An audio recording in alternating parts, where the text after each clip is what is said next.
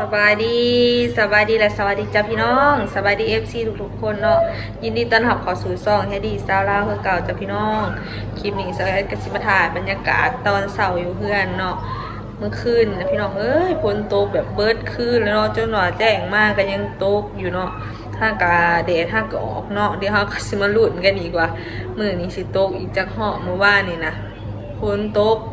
แล้วก็เศร้าแดดออกแล้วก็ตกอีกเนาะพี่น้องก็คือตากหมกม่วงเนาะพานหมกม่วงตากกันในกู้แล้วก็เที่ยวเอาไปตากแล้วก็เที่ยวกู้เนาะพี่น้อง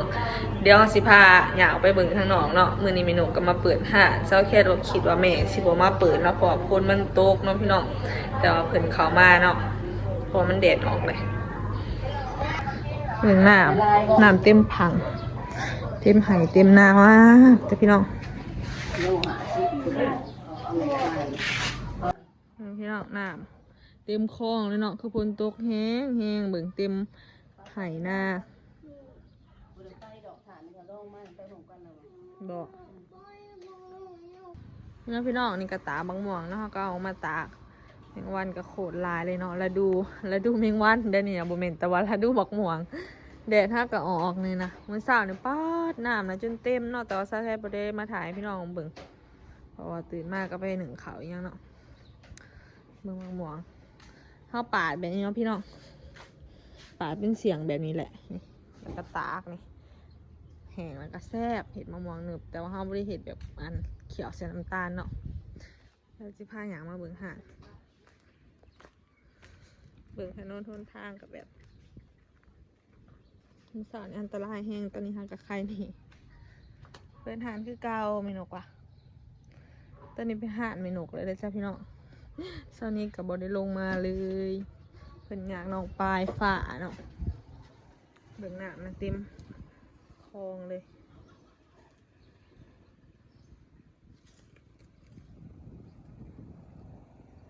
หาดไม่นกก็มีขนมน้ำได้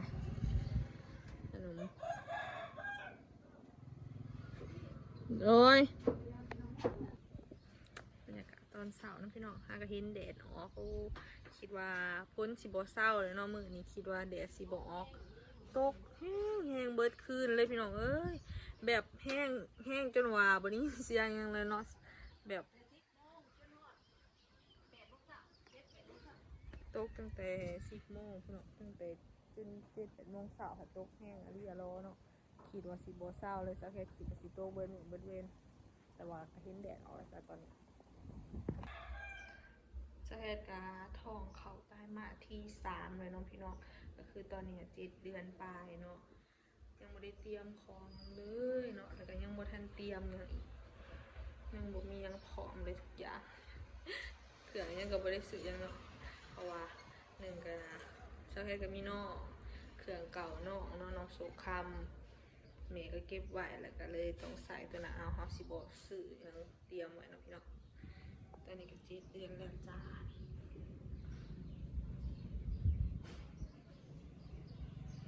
ตัดภาพมาตอนแรงจ้าพี่น้องตอนนี้ก็ส่วงบ่ายเนาะแม่ก็คือเกี่ยมของอีกแล้วสิไปขายอยู่โรงเรียนโรงเรียนประถมบ้านดงดอกไม้เนาะพี่น้องเพราะว่ามื้ออื่นแม่มีการสอบเซ็งจบสั้นป.5เนาะป.5แล้วก็เตรียมขึ้นห้องม.1ก็คือเซ็งหลายบ้านเนาะมาเซ็งอยู่ในโรงเรียนอยู่ในหมู่บ้านนั้นพี่เนาะแล้วก็แม่ก็สิไปขายเครื่องเนาะตอนนี้เพิ่นก็กำลังเตรียมจ้านี่เนาะเอาของไปไว้ใกล้ๆแหละโรงเรียนก็ใกล้เพื่อนสักแค่นี่แหละเนาะพี่น้องอันนี้เฮาก็เสียบลูกศิษย์ให้แม่เนาะเตรียมเอาไปขายมื้ออื่นอยู่โรงเรียนที่เขาเจ้าเซ็งจบสั้นป.5เนาะโอ้แมงวันก็โคตรหลายอยู่ว่าสั้นละ4เลยสักแค่ไหลอยู่เนาะเตรียมเครื่องนะพี่น้องไปขายเนาะเป็นขายมี1 ลูกซี่แล้วก็น้ำพวกน้ำอารมณ์เนาะใส่แก้วไปขายอยู่โรงเรียนประถมบ้านดงดอกไม้เนาะเพราะว่ามีนักเรียนมาสิงจบสั้นประถมป.ที่หาเนาะป.5ก็คืออยู่ในบ้านนี่นะจ้าเมนูก็เลยเห็ดเครื่องขายไปขายเนาะสุดท้ายก็เลยเห็ดซอยเมย์แล้วก็มีเห็ดปิ้งจ่ามหัวใจน้ำเนาะตัว เอาขอทงเรียบร้อยแล้วจ้าถามทางนี้เนาะลูกค้าก็มาสั่งน้ำปั่นพอดีเลยแม่สแคทก็มาขายน้ำปั่นเขาจะสั่งเป็นปั่นยังไง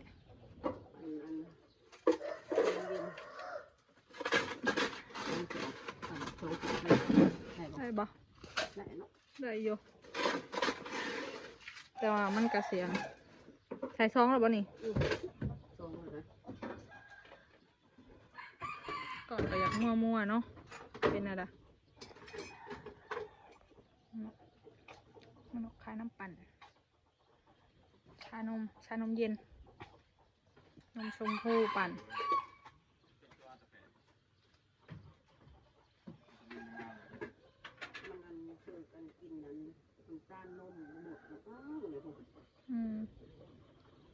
ขายเนาะหมดขึ้นมันหวานมันกันละลายเนาะพี่น้องชมพูที่เมนูเป็นชาน้ำนะพี่น้องน้ำปั่นเนาะเป็นปั่นชานมเย็นเนาะกะตาผัดห่อนเนาะมาตอนแรกพี่น้องสาวเนี่ยพ้นตัวในต้นสีบัวเศร้าวันเลยเบิ่งน้ำพี่น้องได้สักแค่สิมาซอยกระหล่ำเนาะนี่ใบเห็ดผักกินกับลูกซีนแล้วผักสดๆจ้ะพี่น้องนี่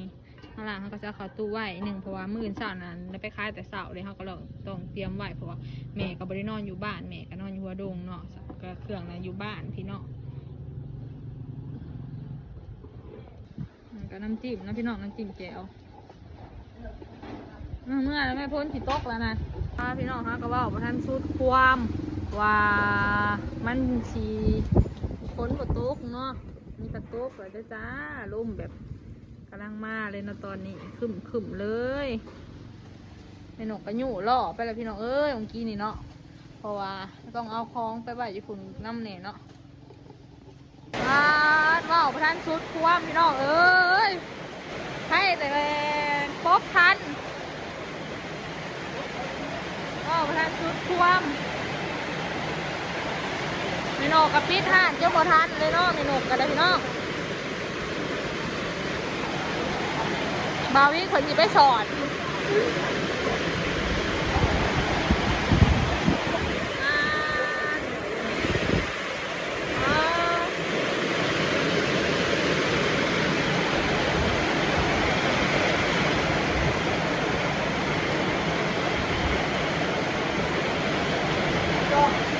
ว้าวท่านชุดควงพี่น้องเจ้าคนจุ๊บ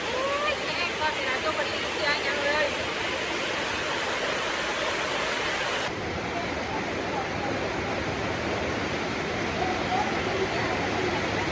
น่า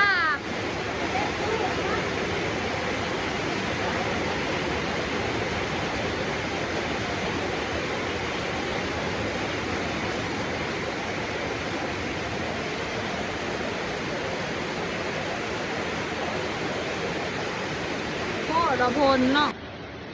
แล้วก็ที่มาเอาพักใส่ถุงนะพี่น้องเบิ่งเตรียมเผื่องคล้ายกับแม่คนโต๊ะทำโอ้ท่านเละยังอยู่นะพี่น้องก็ให้กันมีหนูกันยังงมมือกันอยู่นอนในหนาเฮือนจนมือทนกันยังบ่อเศร้าพ้นโต๊ะ